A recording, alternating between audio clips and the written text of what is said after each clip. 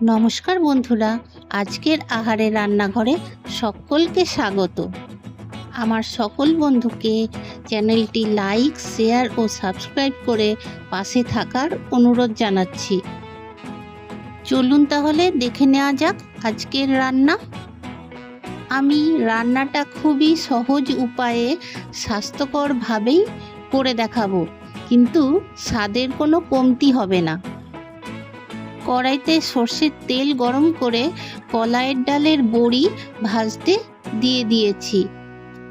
ভাজা হয়ে গেছে, এবার বড়িগুলো আমি তুলে রেখে দেব।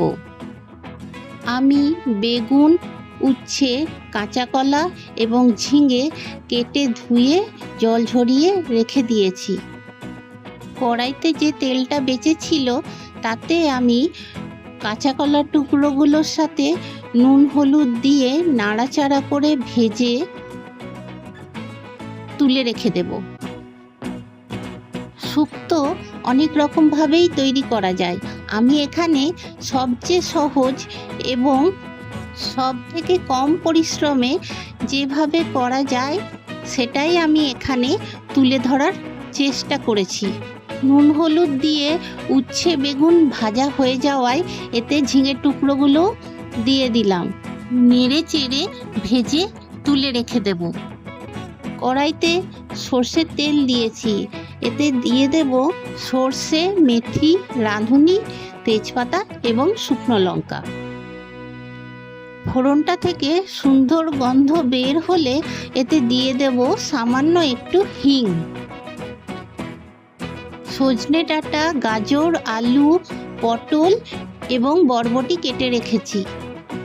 লম্বা লম্বা করে কেটে রাখা সবজিগুলো ধুয়ে পরিষ্কার করে জল ঝরিয়ে রেখেছিলাম। এবার ফোড়নের কড়াইয়ে দিয়ে দিয়েছি।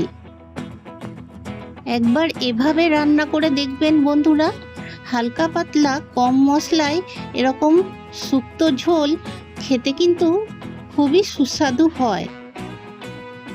যে সবজিগুলো রান্না হতে একটু বেশি সময় লাগে সেগুলোকে আপনারা প্রেসার কুকারে একটা সিটি দিয়েও রান্না করতে পারেন।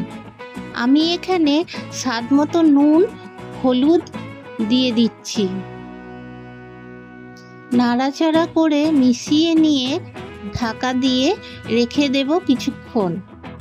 ঢাকনা খুলে নেড়ে চেড়ে সবগুলোকে মিশিয়ে দেখে নেব যে সবজিগুলো সিদ্ধ হয়েছে কিনা। এমনই অনেক সহজ সুস্বাদু রেসিপির জন্য আমার সাথে থাকবেন বন্ধুরা। আমি 1 চামচ আদা বাটা দিয়ে দিচ্ছি আর দিচ্ছি শুক্তো মশলা। 5 ফোড়ন ও রাঁধুনি একটু শুকনো কড়াইতে নেড়ে গুঁড়ো করে জলে ভিজিয়ে রেখেছিলাম, সেটাই দিলাম। বাজারে যে শুক্তো মশলা পাওয়া যায় সেটাও দিতে পারেন, সেটাতেও ভালো স্বাদ হয়। জল দিয়ে দিয়েছি।